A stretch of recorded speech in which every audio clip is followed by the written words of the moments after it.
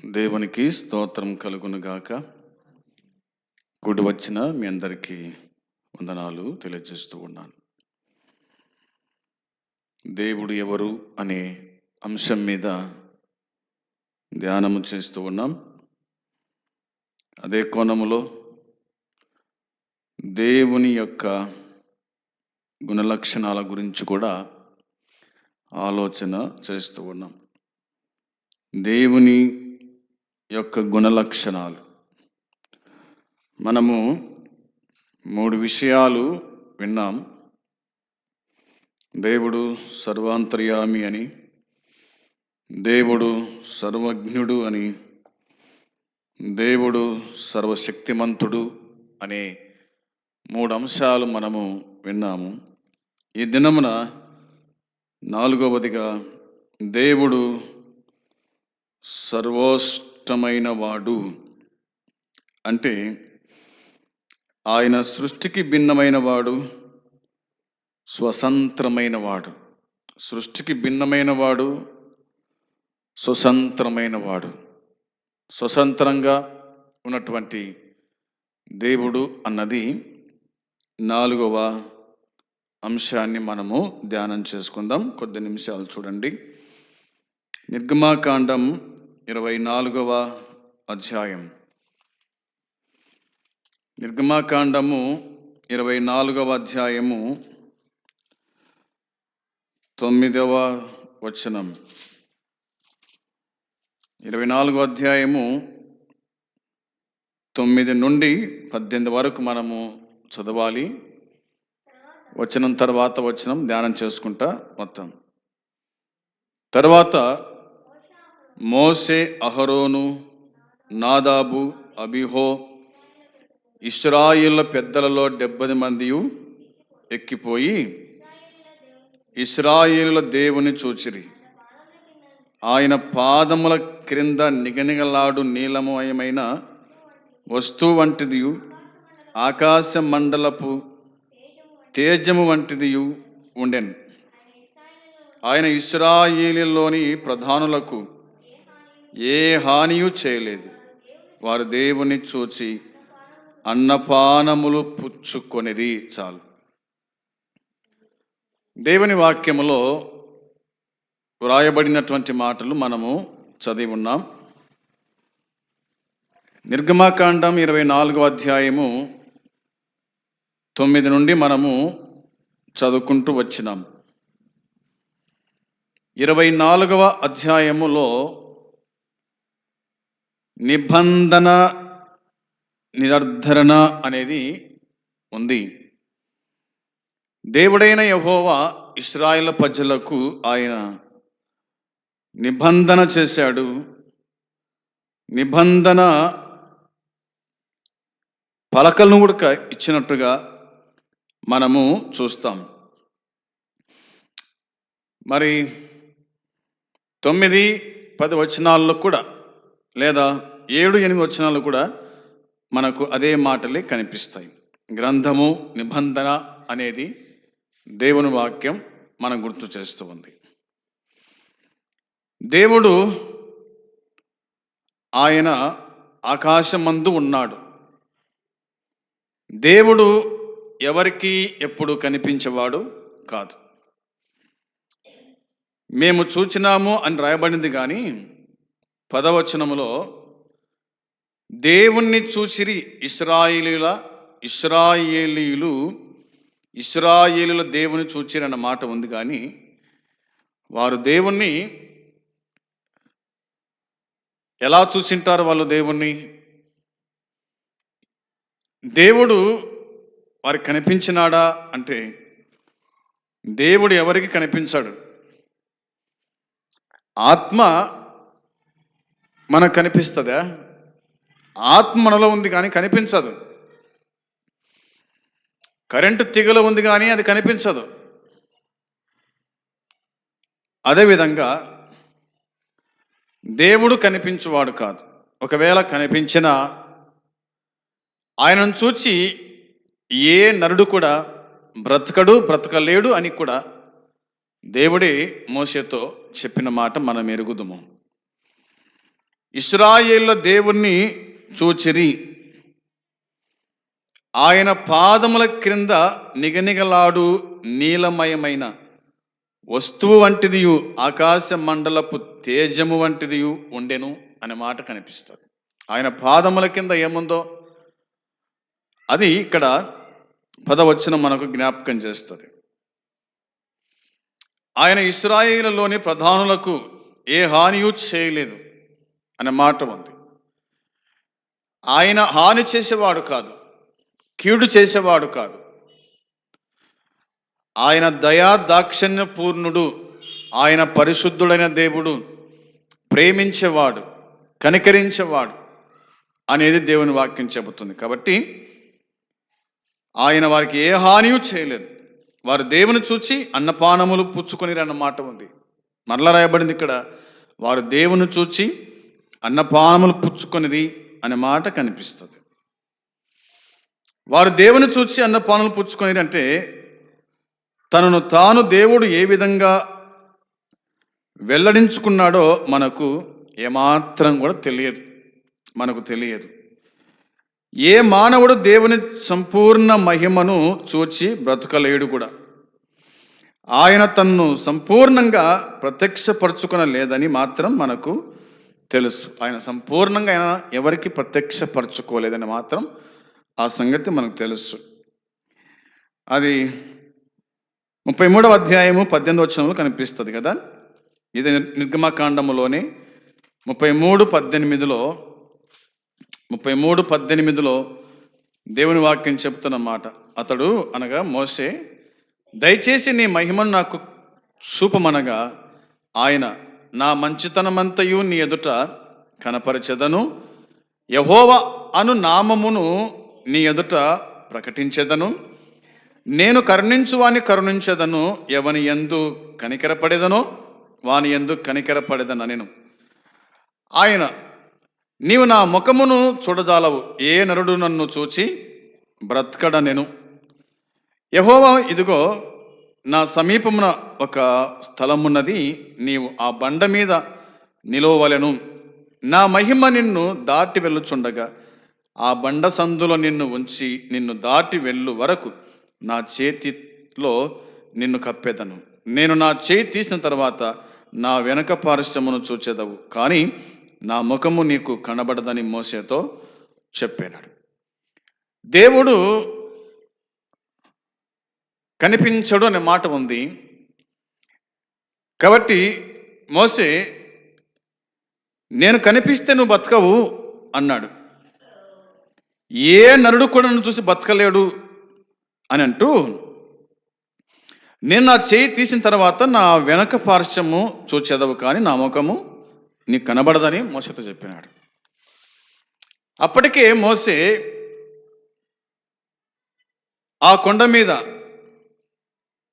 రేయంబగళ్ళు 40 దినాలు ఉన్నాడు, ప్రభుతోనే ఉన్నాడు. మేఘం కప్పింది. ఆ మేఘములో నుండి దేవుడు మాట్లాడుతూ ఉండగా దేవుని మాటలు విన్నాడు, కానీ దేవుణ్ణి మాత్రం చూచినవాడు కాదు. దేవుడు తన్ను తాను ప్రత్యక్షపరచుకోలేదు.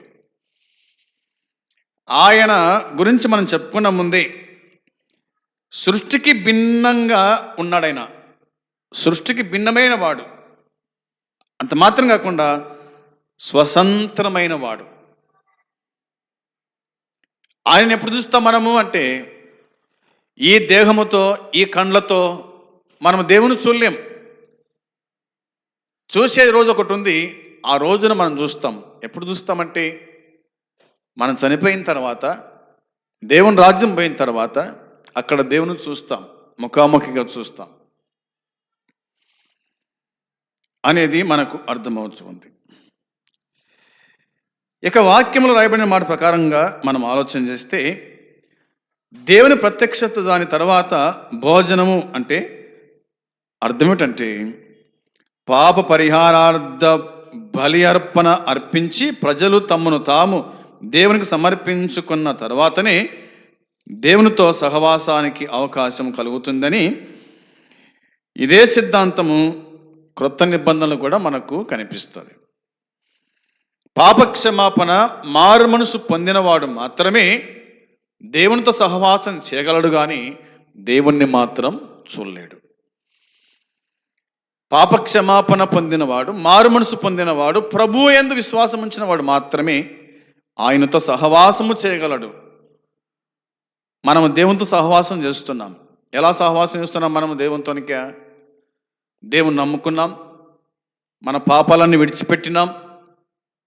సహవాసం అనగా పరిశుద్ధులతో సహవాసం, ప్రభువుతో సహవాసం. ఎట్లా చేస్తున్నాము ప్రభుతో సహవాసం అంటే ఇట్లనే ఆయన గురించి పాడడం, ఆయన గురించి చెప్పడం, ఆయనతో కలిసి ఉండడం, అంటే ఆయనతో సంభాషించడం, ఆయనతో మాట్లాడటం, ఆయన మనతో మాట్లాడటం, అంటే ప్రార్థన ద్వారా మనం దేవునితో మాట్లాడతాం, వాక్యము ద్వారా దేవుడు మనతో మాట్లాడతాడు. ఇది ఆయనతో సహవాసము, సన్నిహిత సంబంధము అన్నది దేవుని వాక్యం మనకు గుర్తు చేస్తూ ఉంది. 16-17 వచనాలు రాయబడిన మాటలు మనం ఆలోచన చేయగా, యెహోవా మహిమ ఆ కొండ శిఖరం మీద దహించు అగ్ని వలె ఇశ్రాయేళ్ల కనులకు కనబడెను అనే మాట ఉంది. 16లో యెహోవా మహిమ సీనాయి కొండ మీద నిలిచెను, మేఘము 6 దినములు దాన్ని కమ్ముకొనెను, 7వ దినమున ఆయన ఆ మేఘముల నుండి మోషేను పిలిచినప్పుడు అనే మాట కనిపిస్తుంది. దేవుడు పిలిచినాడు మోషేను, దేవుడు పిలిచినాడు మోషేను, దేవుడు పిలిచినాడు, మనల్ని కూడా దేవుడే పిలిచినాడు.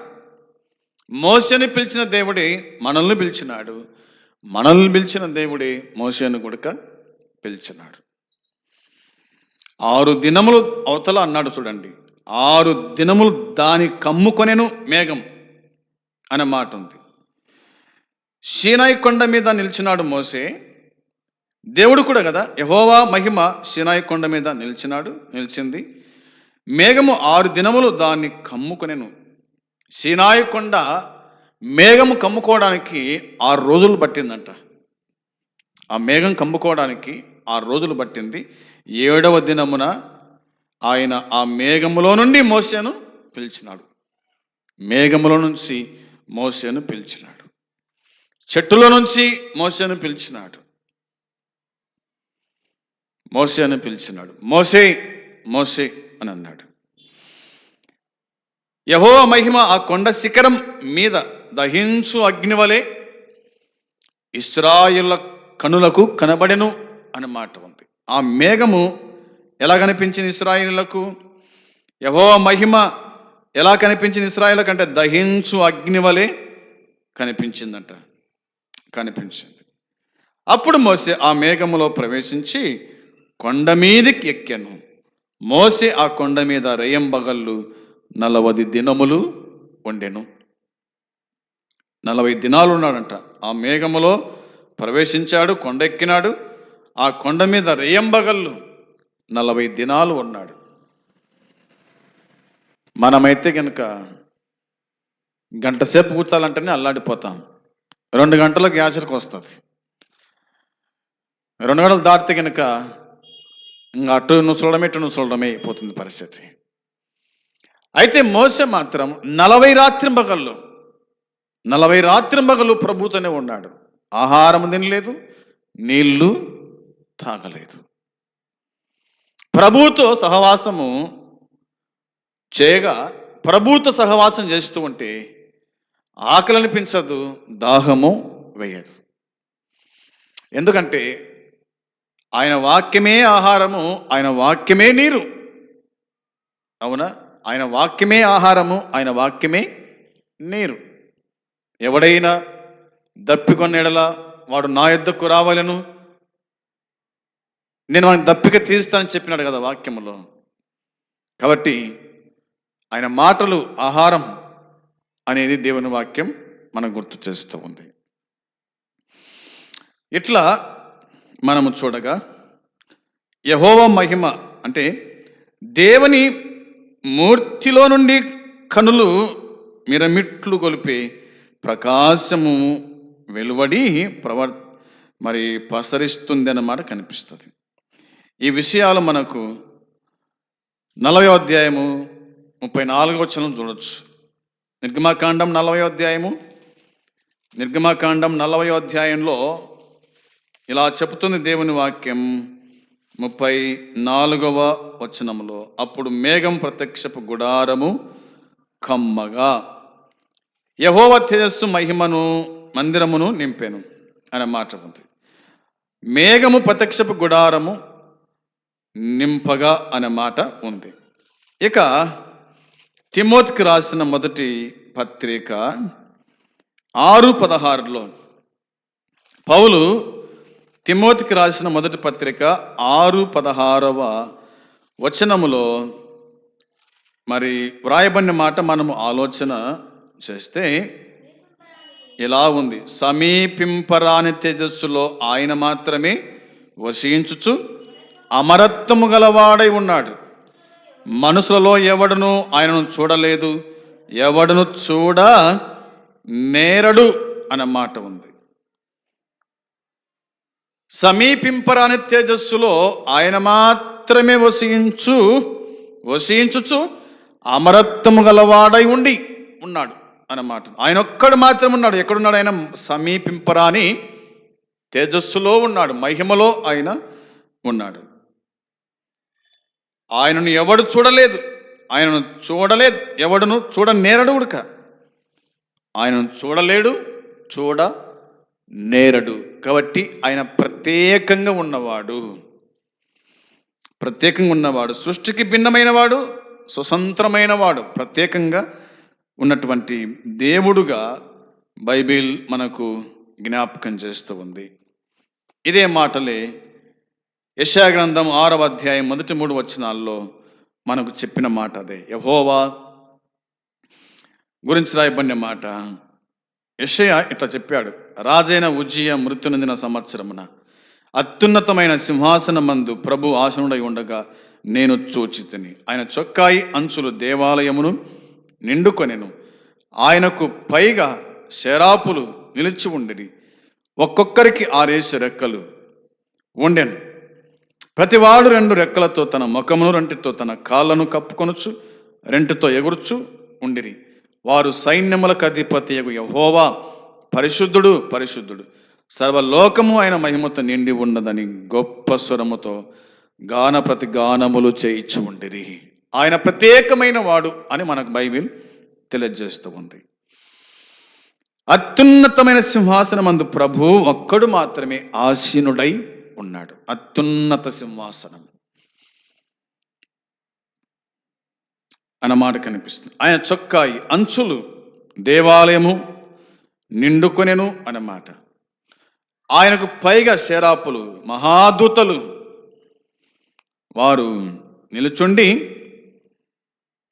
ఆయన పరిశుద్ధుడు, పరిశుద్ధుడు, పరిశుద్ధుడని వాళ్ళు స్తుతించుచు వచ్చారు. 6 రెక్కలు ఉన్నాయి వాళ్ళకు. 2 కాళ్ళు, 2 కళ్ళు కప్పుకున్నారు.